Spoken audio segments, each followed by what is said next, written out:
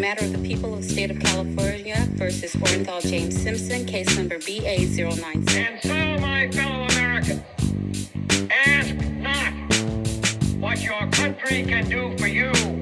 Ask what Back you again. can do for Hello, your Taylor. How are you? Happy Sunday. Good, good. How are you? You ruined me because you shared the Sora app, and man, it is just too much fun. I know it's such a I know that I am upset about AI podcasts, but I know that I shouldn't do AI art, but I still do. And Sora is like AI videos, and it's just incredible. And also, we're all gonna die. I was thinking about this, we're not that far off from they just make movies this way. Oh, 100%. Is your microphone plugged in? I'm so sorry. Please don't be mad at me. No, it's not plugged in. Okay, because you sound far away. We're gonna get there. Did you see? Wait, but did you see the movie Mountainhead? Because that's about like billionaires and something, but they um basically like the world is goes to shit because people can't tell the difference between news and like legit fake news anymore, you know? I did see that movie, and yeah, that feels like the uncanny valley that we're heading for right now. Absolutely. Yeah, you're right. Like movies, I don't know. Yeah, I where's don't it all gonna know. go? Where's it Yeah, all gonna go? and it's all happened so fast, which like I guess we knew it would, but like I mean, I mean, that's what I told ChatGPT you. just like being Google into this is crazy. I said something about how like we're not gonna recognize the world that like Flo and Miles' kids Yeah. grow up in, but then I was like, we're not gonna recognize the world they grow like We're not then gonna it recognize the world in like a year. yeah yeah like them at Who knows? 30 years old, like I don't they're probably gonna yeah we're gonna be so different. I know. Even like, yeah, I mean, just who would have even known where we'd be right now? That's so stupid. But like when I was a kid, I didn't even, like I couldn't have conceived the internet. So what was I supposed to think I was going to be? Like what is going to change so much in their lifetimes? Yeah, I don't know. yeah, wild. I don't know. Wild. Well, go ahead Um, and introduce us. We can. yes. Cool. Hello. Welcome to Doomed to Fail. We bring you historical disasters and failures twice. No, not twice a week. Every week. Every week. I'm Taylor, joined by Fars.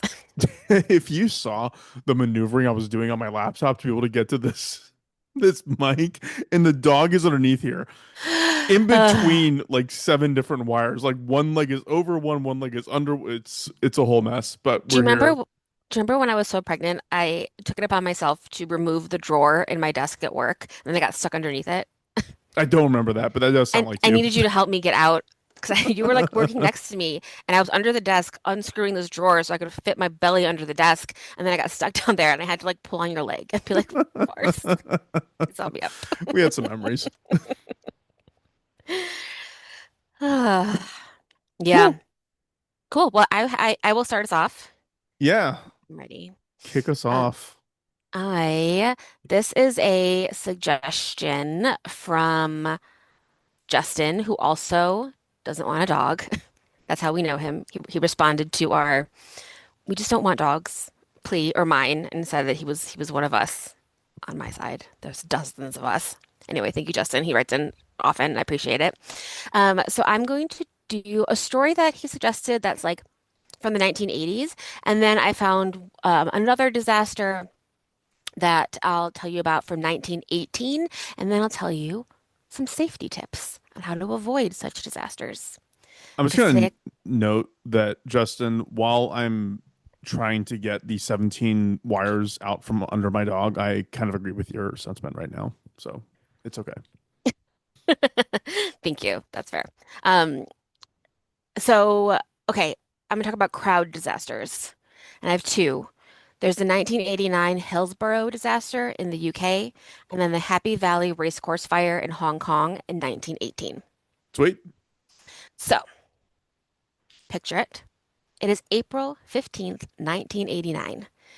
It is the semifinals of the Football Association Challenge Cup, which is the FA Cup, which is an annual English, like, I think, single elimination tournament. Liverpool is playing Nottingham Forest, which sounds fake, but it's real. Sounds charming. I know. And they're at the Hillsborough Stadium in South Yorkshire. Um, so It's, a big game. People are excited. They expect 54,000 people to show up at the stadium, and the game starts at 3 p.m.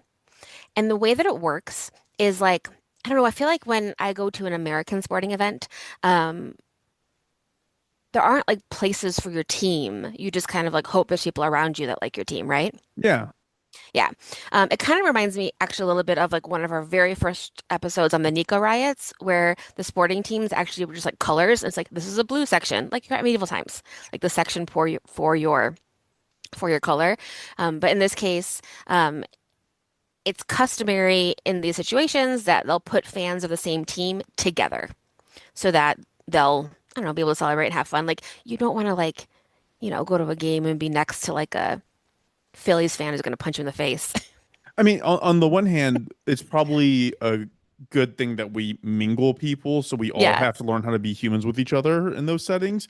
But on the other hand, I do think that soccer or football in the UK is like next level violence and aggression with the fandom there. So Yeah. maybe they have to do it. Yeah. Exactly. Well, this is how they do it. And so there was a section for the Liverpool fans. So the seating also wasn't in these sections was not assigned. It was just like they call it a pen, but it has like bleacher seating, standing room only areas. Like it's sort of like I think it's actually mostly standing room only on like the bottom, the floor level, and people are supposed to just kind of like figure themselves out in that area. Make sense? Yeah, I get it. So we're getting ready for the game. People are excited. If you are in the Liverpool section, you have to go through a street into this kind of back entrance where there are 7 turnstiles. So the turnstiles obviously are meant to count people and slow people down as they're coming in. And it is a bottleneck because there's 10,000 people now trying to get into those 7 turnstiles. And you can see videos of this because it was in 1989. So they are trying to get in. The crowd, even before they go into the turnstiles on the road, it looks like a wave. They're like moving back and forth together because they're so close to each other. And there's a couple of people you can see, like there are police officers there and people who are supposed to be doing crowd control. And like one of them, like there's people on horses, but the horses, like you can't, like, the horses can barely move. There's probably people underneath them. Like they're already so close together and they're not even through the turnstiles yet. There is a newish police officer. He's called a Superintendent Roger Marshall, and you can see videos of him, and he looks very worried. Like you can see like zoomed in on his face, and he's wearing his like little cap, and he's like his eyes are wide open, and he's like looking around because like he knows that like this is not good, like already, and we're not even in the stadium yet. Um, so he definitely was out of his league. He didn't know what to do. He was relatively new. The chief superintendent, who's a police officer in charge, is named David Duckenfield, and he is brand new. He just started a few weeks ago, and he doesn't know how to control the crowd in this particular stadium. The person before him did know because stuff like this had happened before in this area specifically. In 1981, there was another game, and this one sounds unbelievably fake.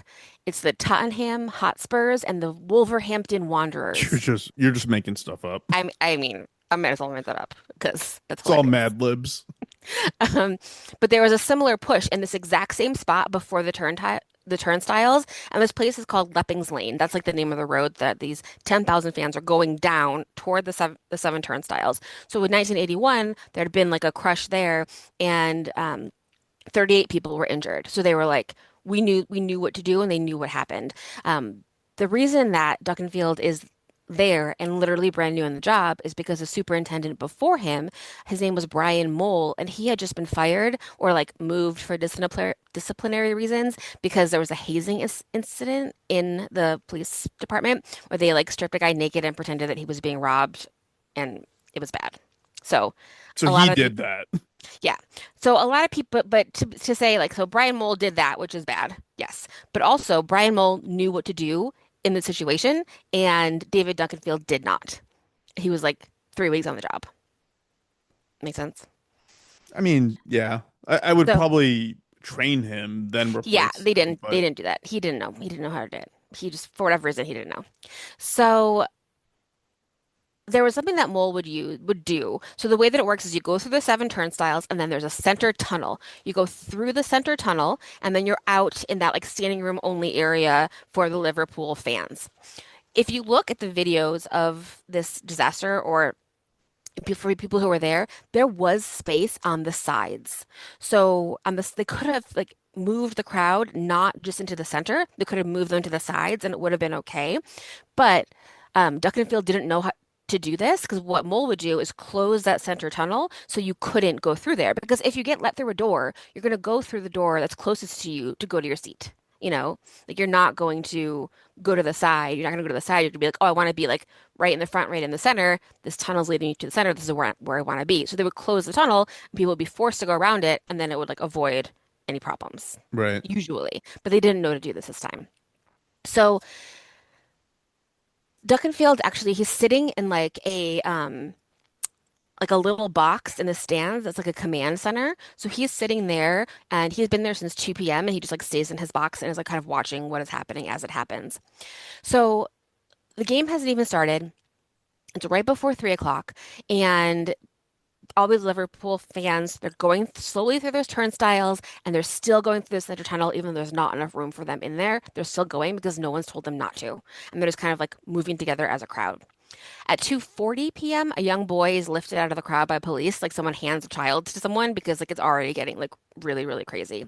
Um, at 2:52, Duckenfield says, "Okay, let's try to stop this bottleneck and let's open up the exit gate and let people in the exit gate." So You that raising your hand? instead of what? Oh, I see a little hand raise on No, Zoom. no, no. Yeah. So the exit gate being, let's let them in that way so that they're not going through the turnstiles anymore. Yes, because the turnstiles were taking too Dump them long. to the Okay, got it. Yeah. But when you open the exit gate, then you have like 3,000 people running in at the same time. Right, You know, right. like the turnstiles are annoying, but also like part of their utility is to slow people down Sure. so that you don't just like rush the gate. But Duckenfield said yes, and he's the one who ordered the gate to be opened. So thousands more people try to get in. The game starts exactly at 3. Almost right away, you could see that something was wrong on that side where those Liverpool fans were. So as the game is in its first minutes, people are being pushed and jumping over the fence onto the field. You can also see people in the back of the pen that they're in reaching up and being pulled to the balconies by people at the top, people above them. Because you could see people are just being pushed and pushed and pushed, and they're being pushed against the fence that is like on going like into the stadium. So they're either falling over it or they're being crushed like within that. So by 3:06, the game's only been on for 6 minutes. The players are ordered to leave the field, because they're like, we got to get people, we got to start helping people. People are trying to help each other, um, and at 3:15 nothing is they had called an ambulance. The ambulance hadn't even come yet, but by 3:15, so this has only been happening for like, maybe 30 minutes. Duckenfield already starts the rumor that the Liverpool fans broke down the exit gate to get in when they did not, Why would he? because he's trying to cover his butt. Oh, okay. I was say, isn't it bad if you try to seed misinformation and disorder in the situation And like so like this? this whole thing is like Duckenfield is like shit. And he's like, you know what I'm going to do? I need to dive into that stereotype that we started with, which is like the drunken soccer hooligan, and say they were overly drunk and say that they pushed down this thing. And this is before the ambulances even get there, before he knows even like how many people are injured, because he knows he fucked up, Yeah. you know? So the first ambulance arrives by 3:16, but people are already dead. In the end, there's over 400 injuries and 97 deaths. That's Um, crazy. What a the horrible way to die. Horrible. It's asphyxiation and just like being crushed to death. Like that's how they died. 90 were men, 7 were women. 38 of them were children, so under Yeah. the age of 18. There were 40 people in their 20s, 12 in their 30s, and only 6 people who were older than that. So it was like a young group. Um, this is just some things from some stats that I got from Wikipedia. Two sisters, three pairs of brothers, a father and son. Two men were about to become fathers for the first time, um, which is super sad. The youngest person to die was 10.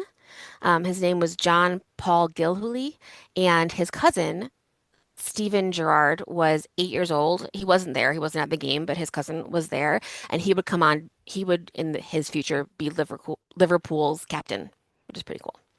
That's And he would cool. like always think of his cousin and stuff. One person, he ended up dying by suicide in 2011 because he had given his ticket to his friend, and his friend died, and he just like couldn't Oof. handle it anymore. You know, so like there's so many other injuries.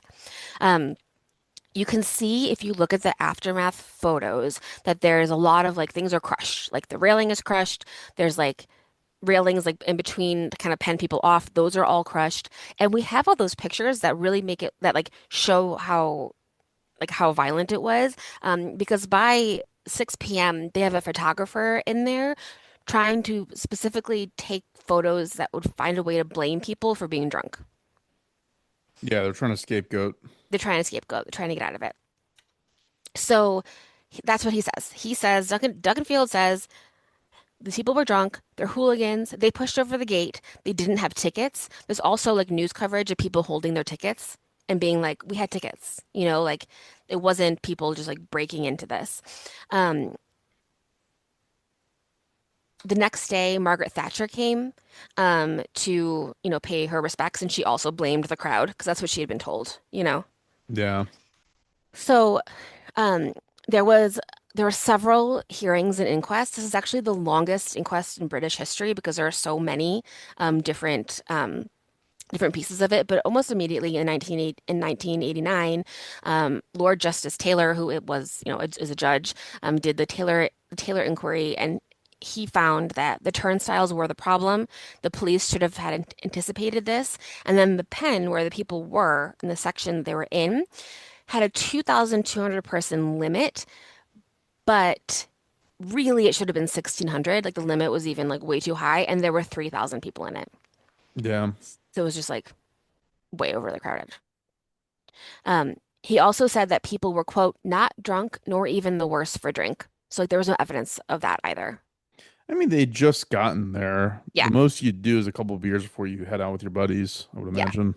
exactly. So they stopped selling beer in like the seventh inning at Yankee Stadium to like the Right. poor Yeah. people. Um, so all in all, he Taylor concluded that, the police were defensive and evasive and like didn't want to blame themselves, and it was definitely their fault. Um, and the families continued to sue and like ask for justice, ask for apologies. Several prime ministers apologized like publicly for what had happened. Finally, in 2014, like the whole thing kind of came to a close, and Duckenfield did admit that he froze, he panicked, and he should have closed the tunnel, and he didn't know, and he didn't do it. So it was his fault. Yeah. I mean, And I he would admitted I it. would say I would also I don't know. Like whenever I see a metro or I'm about to get on a metro at like the airport, that's the most likely place I'm going to get on one going Hmm. between terminals. You never go to the place where you were dumped by the escalator. You go Yes, further from that because that's where the crush of people is going to be. 100%. Yeah. You want to be on like the ends. You don't want to be like exactly where you walk in. Yeah. Right, You know what I mean? right. I'm not going to Yeah. victim blame, but also just don't, just move. Just move. Well, it's almost impossible to move when there's 3,000 people pushing No, you in I'm that direction. saying, I'm saying like go the other. If there's people in front of you, just go. You said yourself, like out of the tunnel, you exit. The sides are all wide open, so But the just crowd's already going to the middle. I think it'd be really hard to move. yeah. If you are already there, then you're screwed. But if you're Yeah. not, just If be a you know, sane person you should and know that move. from before. Yeah. Right, right. Yeah. Yeah. Um, So it did change some of the requirements for stadiums in the UK, obviously, to make things safer. Just this September 2025, the Prime Minister of the UK, Keir Starmer, he put forward a law called the Hillsborough Law, which is a public authority accountability bill, which is a law that will make it like easier for police officers to tell the truth, basically. And like people in those roles to be like, listen, if you tell me that your boss fucked up, you're not gonna get fired. Yeah, I'm surprised they don't have that already. Yeah, well, it's in there now, and they're working on it. Have you So ever been in a crowd like that? Have you I've ever been in experienced that? I've been in crowded places. I've been in like concerts where it like turns into a mosh pit, Yeah, I was you thinking know. that too.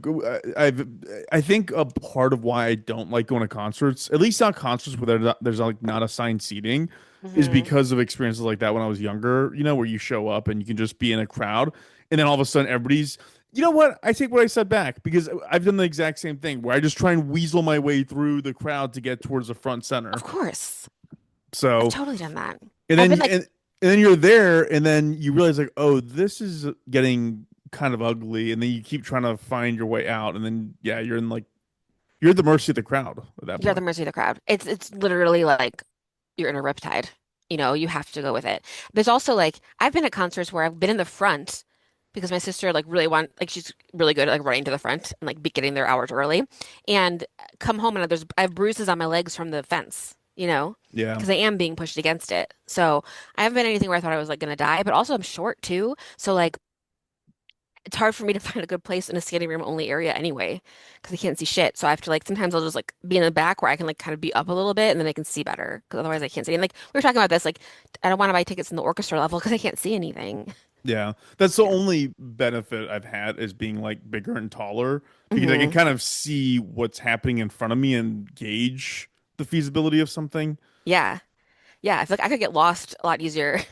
I could just disappear, you When we go know? see Dan Carlin, we'll make sure we have like a flag attached to you so I can that like goes above you and I I'll be can in the see that standing room way. only section. Um, so that's one. Absolutely awful and definitely the fault of the police and the event planners. Another one, another crowd. It's not a crowd crush, but it's like a crowd tragedy that came up in my research that I had not heard of. That has a much larger death toll. Is the Happy Valley Racecourse Fire in Hong Kong in 1918. This is the deadliest fire in Hong Kong history, because you'll see a lot of people died. It was February 26th, 1918, and this is a horse race. And they expected a lot of people, and so they built temporary grandstands out of bamboo, which is like a strong building material, but they were built not very well and they were built really quickly. So it's like 90 meters of grandstand, so like half of a football field, right? Of grandstand. And after the first race goes fine. After which actually, now that I say that out loud, I feel like having a horse race next to something poorly constructed is probably also part of the problem. Yeah, of course. Like in Harry Potter when they like go to the Quidditch matches and they're on It's those so really tall scary. It's visors? so Absolutely not. terrifying. Yeah, it's so You never terrifying. do that. It Yeah. reminds me of those houses in LA, like in Glassell Hmm. Park area where they're on stilts. And you're like, oh, Fuck no, absolutely not. No, that's that house we insane. used to live in. Remember how it was really Yes, scary? it You'd was gonna like walk and you roar. knew there was nothing underneath you for I like hate 90 that. feet. I hate that. Yeah, no, that makes me really nervous. Um, yeah, so that probably, now that I think about it, probably a part to do with it too, because the ground shook, obviously, because of all the horses. Um, but right before 3 o'clock, right before 3 p.m., one section of the grandstand collapses, and then the whole thing collapses. It said like a pack of cards, just like a boom, boom, boom, boom, boom, boom, boom, boom, boom. The whole thing falls. There were 3,000 people that were on these grandstands, and besides the fact they just fell, they also fell onto food carts that had open flames, and the bamboo immediately caught on fire. So this one is less a crowd crush and more the fire. People were asphyxiated because they were underneath piles and piles of people and debris and all of the things. And then the fire started, and at first it was like a small fire, but no one had any water. And then even, of course, the fire hydrants weren't working. So the actual fire hydrant at the race course should have been working, but they could only get like 10 feet of spray out of it. It wasn't like a full at full power. So they had a bucket brigade from a golf course next door to try to like get it out. Within 5 minutes, they couldn't even rescue anybody because it was so hot. And in 20 minutes, the whole thing was just burnt to ash. Yikes. People, bamboo, I assume everything. bamboo goes up pretty quick. Yeah, it went up real fast. The death toll is around 687, um, mostly women and children. That's Um, less a, than I would have assumed when you said 3,000 people were on there. yeah, that's true. That's true. A lot of people were, severely injured. A lot of the bodies were never identified because they were just unrecognizable because of the heat of the fire. They people were trying to help each other like in the field, like with burns and broken limbs and such. They were trying to bring people to the hospitals, but even the hospitals were getting overwhelmed because it was also a measles outbreak and a like a whatever and a fever outbreak as well. So they didn't have enough space for all the people. So it was just like tragedy upon tragedy. Um, in the end, they had 614 of the bodies were buried in a mass grave, in individual coffins behind the racetrack, and now it is a memorial space, obviously. And there's also a lot of new laws, like almost immediately, like grandstands have to be built better. There has to be better water. You have to look at the crowd sizes, all of those things. And it was also found to be the organizers' fault because they shouldn't have done that. They go to jail. I'm not sure. Hmm. It was a long time ago. I feel like no, because I feel like there's a little bit of like British stuff happening, and they could just like wipe it under the rug. Interesting. You know what I mean? Um, so that was that one. That's a short story, but I thought that was interesting because it was so much more than the Hillsborough one. I had not heard of it. Like I didn't know that happened. There's one story I heard. It's true. It happened here in the U.S. and it was like some like minor league baseball game was going on, and all the tickets in this small town were sold out. And there was like a industrial factory like adjacent to the baseball field, Hmm. and a bunch of people decided because they didn't have tickets, they were gonna go on top of the roof of this Oh industrial no. building, and the roof obviously wasn't meant to support the weight of a ton of people up there, Yeah. and a bunch of them fell into it, and was inside that they fell into was a iron melting. Yeah, it was. It sounded really grotesque. It sounded like when they finally were able to like cool it down enough to open it. I mean, it was just like it was The just worst they thing I've turned heard. into lava basically. Yeah, that's terrible. Oh, Yeah, what a terrible way to go. That's so scary. That's so it's got to scary. be quick though, right? I don't know. I feel like there's a minute that you know and you like watch your foot catch on I fire and know, then I you're know, I know. consumed. I mean Yeah, like your last, hopefully you don't remember your last minute yeah. wherever you go when you die. The first like 7 seconds have to be horrible. Oof, God, it's like the falling. I hate that. Um, so okay, what do you do? How do you survive these things? I have some tips. If you are planning an event, follow the rules and don't be dumb. Look at capacity limits and make sure that you know what they are for like the stadium or like the area that you are doing your thing. Typically, it should be 2 people per square meter. If it's 6 people per square meter, that's when people die. So like you should plan for two and try not to have it any more than three. And you should have an idea of what that looks like. And there's like places online you can find what that looks like. You also should know your crowd flow and know the things that you should have people do. And you should try to segment folks as well. So if they're like actually are in pens and like that pen can just like work with itself. So it's not the full weight of the crowd. Communication and early warning is important. Make sure that your team is trained and that they have the medical staff available. And then also, I think this one is super important for like performers and event hosts is like stop the show if something's happening. You know, I feel like people are nervous to do that, but like just stop and Right. have like the performer talk to the crowd or be like everyone out, or like whatever. Because there is research that like if once people are aware of it, then it gets better because they know everybody knows, but it's the panic that like makes it worse. So you need to be able to say like we're stopping this, like we need to stop right now, you know? You know what this all reminded me of is that I know P Diddy's been in the news a lot, obviously, Hmm. but what he's in jail for isn't actually even one of the worst things he's ever done in his life. Oh The God, I know. what I would presume is one of the worst things he's done in his life is he organized an event in 1990 in New York, and a stampede occurred. He organized it terribly, had no security in place, and 9 people died. Oh God, that's terrible. Yeah, Yeah. because I was like, I think this happened. I remember he did something related to like killing a bunch of people. I Yeah. think it was this. Oh God, that's Anyways, awful. Um, but if you are in a crowd for any reason, um, first and foremost, always know your exit. Like that's important if there is a fire, if there is a shooter.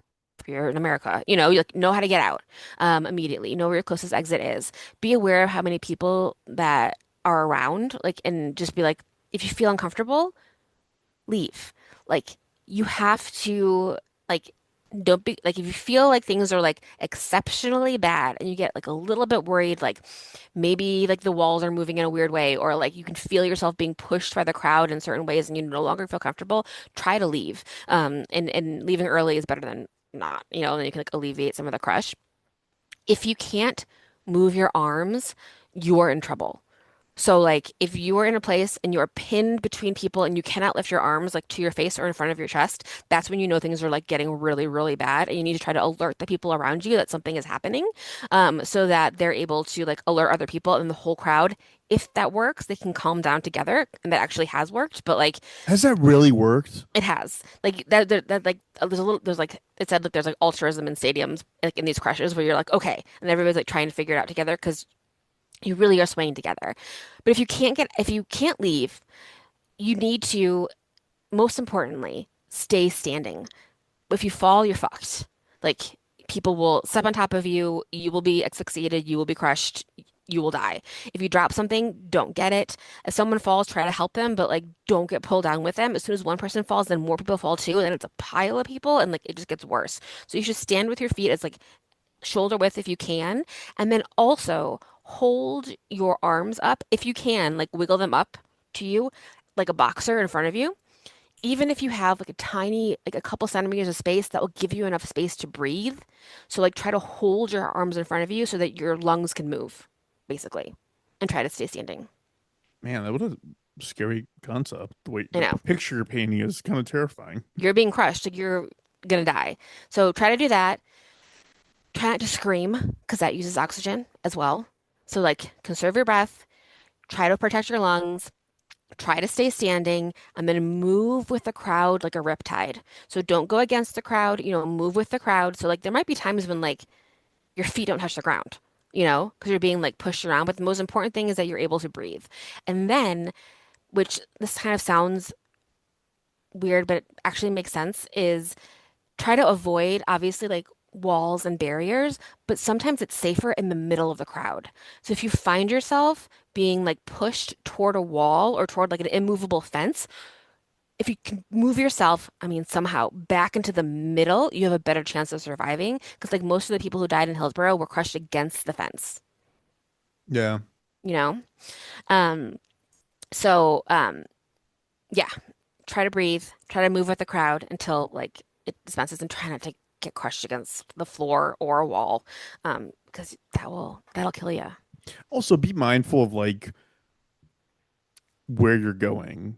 Because Yeah. the experience that I'm telling you about, where I felt like I was in, kind of like realizing, oh, things are getting a little dicey. They were never like a Taylor Swift concert. Not that I've ever been, but like they're never anything that's like very well orchestrated and planned. It's always like Hmm. some dumpy bar decides they're gonna have a show that night, and they've never done shows, and then you show up, and the Hmm. security guards are a bunch of 18-year-olds. Like that's kind No, of that's a really good point. Like you hope that in these like huge stadium situations, like Taylor Swift, like there's so much security and so much stuff that goes into the planning of that. But yeah, if you're at like a place that's like new shady. or small or shady, yeah, like you're at like a basement of a bar watching a band play, just be careful. And me and Taylor are gonna have to be careful ourselves when we go see Dan Carlin in We're February. not seeing Dan Carlin, we're seeing Les Packers on the left. I was But I was reading the the screenshot you sent me that referenced Dan Carlin. Sorry. And um last podcast on the left. So yes, we will be careful. We will be careful not to get crushed. No, I mean, obviously like as I'm older, I'm like not doing that. You know? Like when you're younger, I feel like you're more excited about going into the middle of a crowd, like, or you want to be in the front or whatever. And now I'm like, no, thank you. I'd like to be by the bathroom and be able to leave immediately. yeah, like where can I get water and convenient access to a toilet? Exactly, exactly. I'm like, I'm not gonna be in the front and have to pee. That's crazy. Yeah. Yeah. Interesting story. Thank you for Yeah, sharing. thank you. Do we Yeah, have any listener mail today? I do. I have a text from Morgan. I pronounced the name of the record company in Milli Vanilli just like absolutely wrong. I don't even know if I can do it again. Um, it's Arista Records. Is that right?